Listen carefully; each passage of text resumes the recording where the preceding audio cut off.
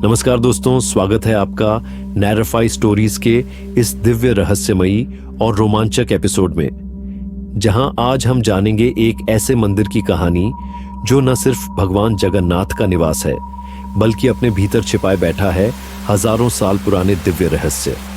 तो क्या आप तैयार हैं जानने के लिए जगन्नाथपुरी मंदिर of unsolved mysteries and divine secrets of Krishna की अद्भुत गाथा? सब्सक्राइब करें नैरेफाई स्टोरीज को, जहां हर कहानी में छिपा है एक दिव्य रहस्य।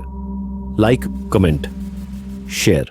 भारत के ओडिशा राज्य में स्थित पुरी का जगन्नाथ मंदिर हिंदू धर्म के 4 प्रमुख धामों में से एक है। यह मंदिर धार्मिक आस्था का केंद्र होने के साथ साथ वास्तुकला, रहस्य और अद्भुत परंपराओं का प्रतीक भी है। पुरी, जो समुद्र तट के किनारे बसा है, सदियों से श्रद्धालुओं के लिए एक पवित्र स्थल रहा है।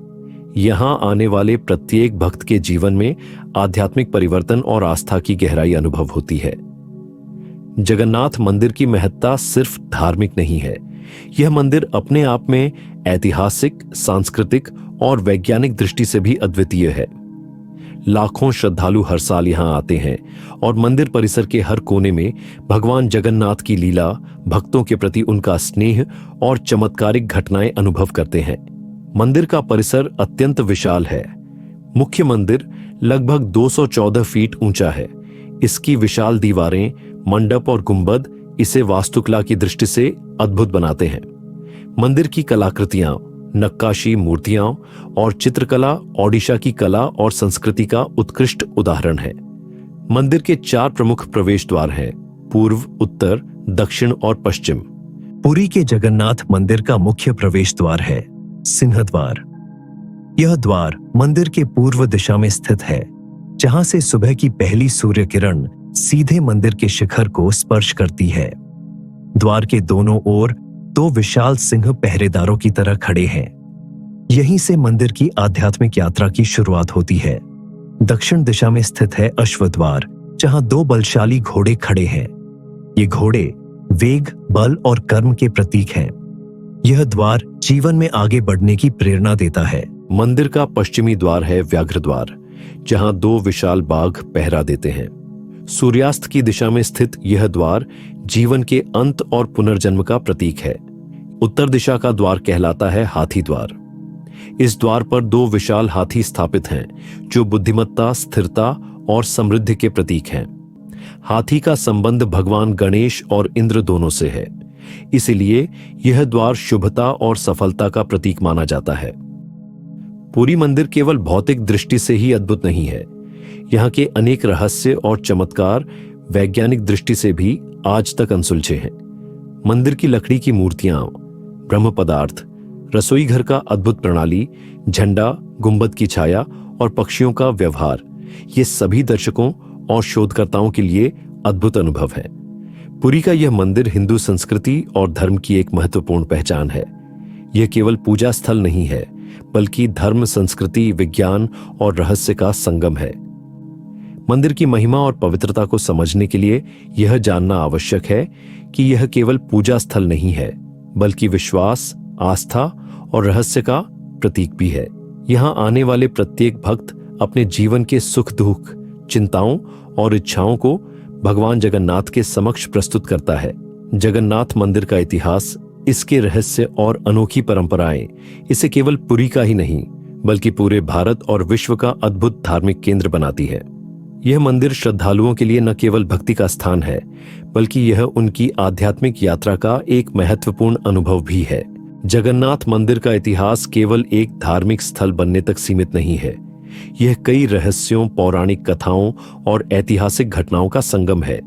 पुराणों और स्थानीय कथाओं के अनुसार यह मंदिर 11वीं से 12वीं शताब्दी में गंगा वंश के राजा अनंत वर्मन चोडगंग देव द्वारा बनवाया गया था।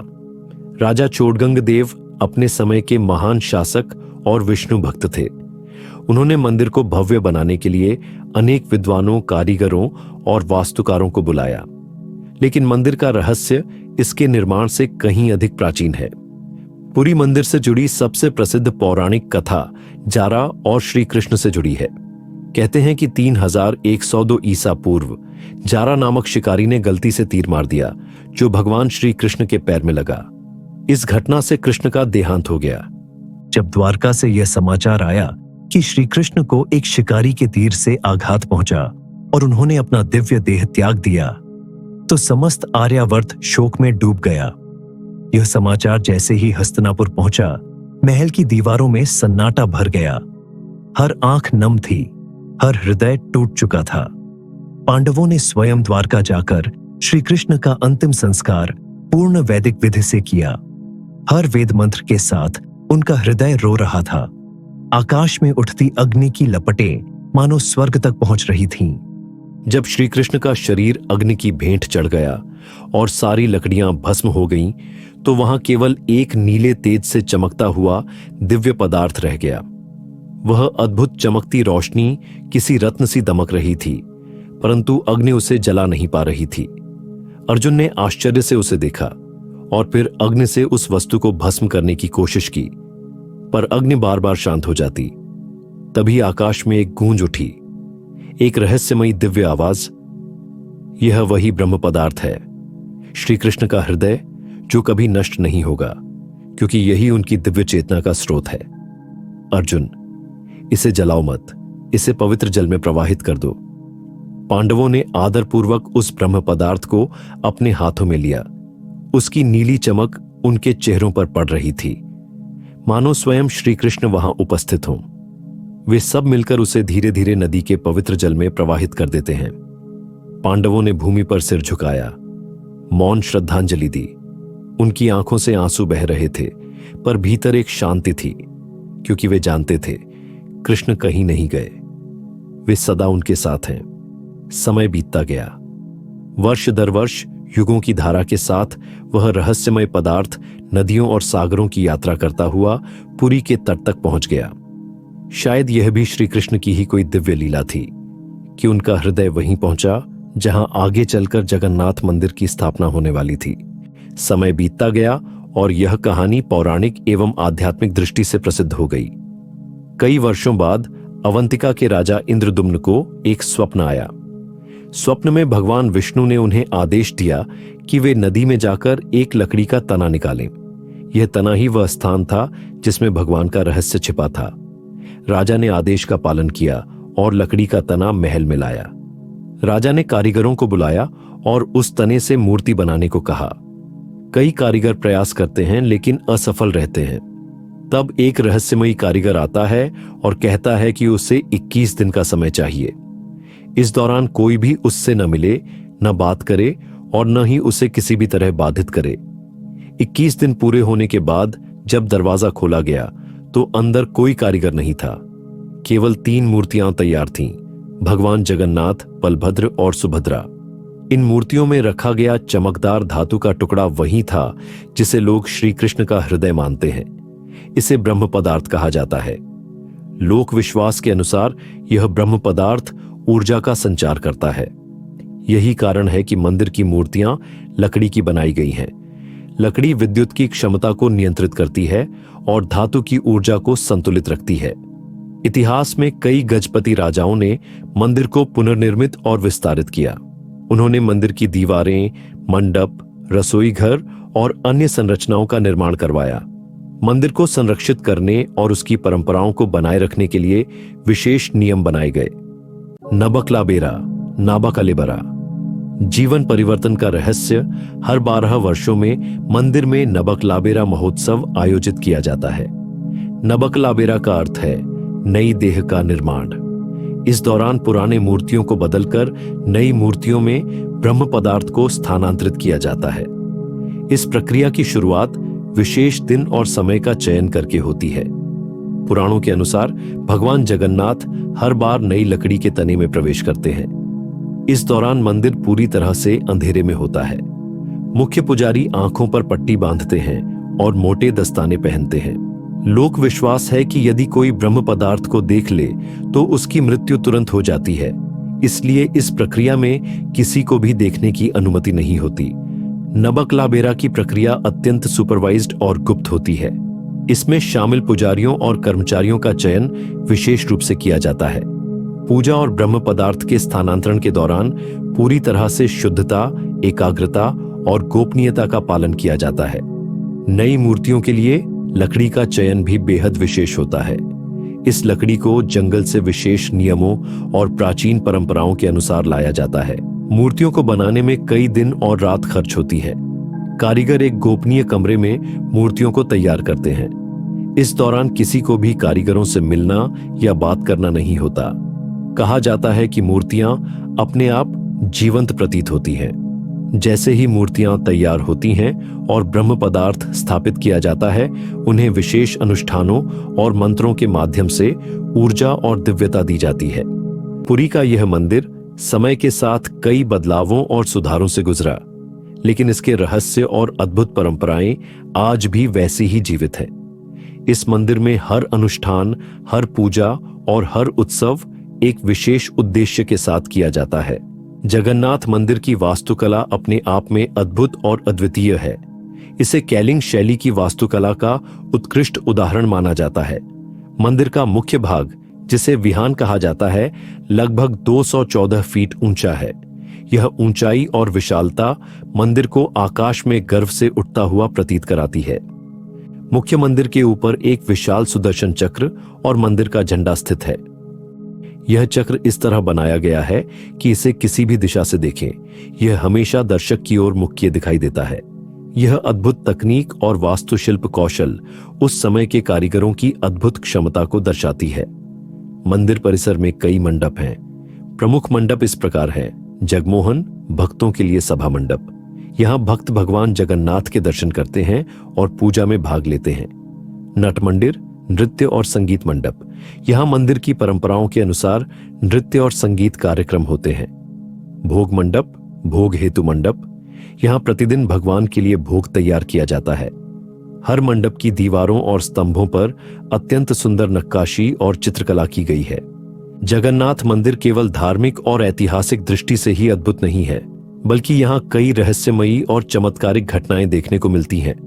ये घटनाएं न केवल भक्तों के लिए बल्कि वैज्ञानिक और शोधकर्ताओं के लिए भी एक चुनौती है। 1. झंडा का रहस्य। मंदिर के मुख्य गुंबद पर एक विशाल झंडा स्थापित है।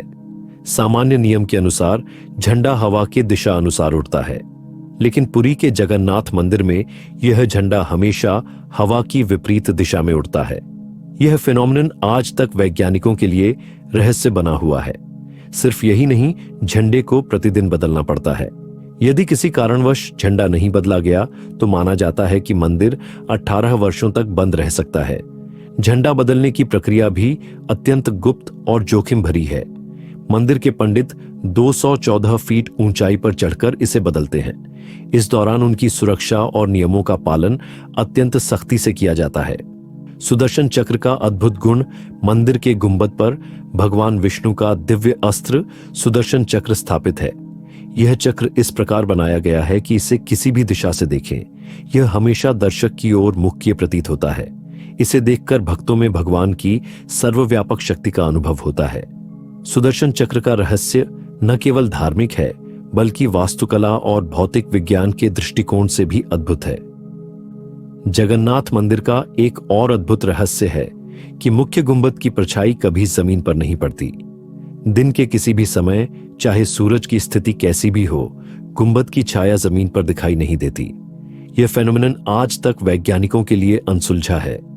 इसे मंदिर की दिव्यता और भगवान जगन्नाथ की अलौकिक शक्ति का प्रतीक माना जाता है। पक्षियों का व्यवहार। अनोखी बात यह है कि मंदिर की छत और गुंबद पर कभी भी पक्षी नहीं बैठते।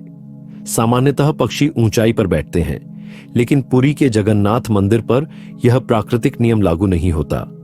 श्रद्धालु मानते हैं कि यह भगवान की दिव्यता का चमत्कार है, जबकि वैज्ञानिक इसे समझने में असमर्थ हैं। मंदिर के आसपास पक्षियों का व्यवहार और उनकी दूरी भक्तों और पर्यटकों के लिए अद्भुत और रहस्यमयी अनुभव पैदा करती है। यह घटना मंदिर की गोपनीय ऊर्जा और दिव्यता से जुड़ी मानी जाती है। प्रसाद का रहस्य। मंदिर में बनाई जाने वाली प्रसाद की प्रक्रिया अद्भुत है। लकड़ी की आग पर 7 मिट्टी के बर्तन रखकर प्रसाद बनाया जाता है। वैज्ञानिक लॉ के अनुसार सबसे पहले नीचे वाला बर्तन पकना चाहिए, लेकिन पुरी में सबसे ऊपर वाला बर्तन पहले पकता है। यह प्रणाली आज भी अज्ञात है। भक्तों की संख्या और प्रसाद की पर्याप्तता। मंदिर में प्रतिदिन हजारों भक्त आते हैं, लेकिन प्रसाद कभी कम नहीं पड़ता और व्यर्थ नहीं जाता। इसे एक दिव्य चमत्कार माना जाता है। भगवान की बीमारियों का रहस्य। पुराणों के अनुसार भगवान 15 दिनों के लिए बीमार पड़ते हैं और इस दौरान भक्तों के लिए दर्शन बंद रहते हैं। इसका रहस्य केवल मंदिर के पुजारियों और विशेषज्ञों को पता है। सभी रहस्यमयी घटनाओं का संयोजन, झंडा, गुंबद की छाया, पक्षियों का व्यवहार, प्रसाद, नबक लाबेरा और ब्रह्म पदार्थ, सभी घटनाएं मिलकर भक्तों के लिए मंदिर को एक दिव्य और अलौकिक अनुभव बनाती हैं। जगन्नाथ मंदिर का सबसे भव्य और प्रसिद्ध महोत्सव है रथ यात्रा, जिसे हर वर्ष बड़ी धूमधाम से मनाया जाता है। यह त्योहार केवल पुरी या ओडिशा का ही नहीं, बल्कि पूरे भारत और विश्व भर के भक्तों के लिए महत्वपूर्ण है। रथ यात्रा भगवान जगन्नाथ, उनके भाई बलभद्र और बहन सुभद्रा के गर्भगृह से बाहर आने और जनता के बीच जाने का प्रतीक है। कहा जाता है कि भगवान जगन्नाथ हर साल अपने भक्तों के सुख दुख को जानने और उनकी सेवा करने के लिए गर्भगृह से बाहर आते हैं। यह 9 दिनों तक चलता है और इस दौरान लाखों श्रद्धालु इस महोत्सव का हिस्सा बनते हैं। माना जाता है कि भगवान जगन्नाथ का रथ यात्रा में निकलना धर्म, भक्ति और सामाजिक एकता का प्रतीक है। यह त्योहार यह भी सिखाता है कि भगवान केवल मंदिर में ही नहीं, बल्कि अपने भक्तों के बीच हर समय उपस्थित हैं। रथ और उसकी बनावट। रथ यात्रा के लिए विशेष रूप से 3 विशाल रथ बनाए जाते हैं।